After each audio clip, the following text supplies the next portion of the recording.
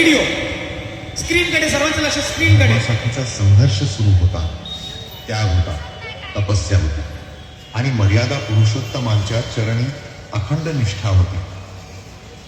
14 वर्षांचा वनवास, असंख्य संकटांचा सामना, पण धर्माचा मार्ग कधीही सोडला नाही. अधर्माविरुद्ध उभं राहण्याचं सामर्थ्य, भक्तीतील विश्वास आणि विजयाचा निर्धार यातूनच घडला.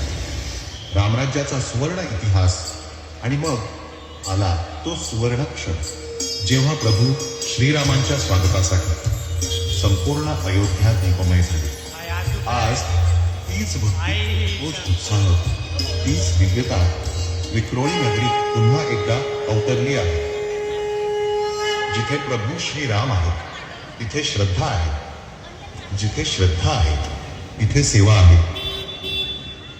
आणि त्या सेवेसाठी सज्ज होत आहे प्रत्येक रामभक्त.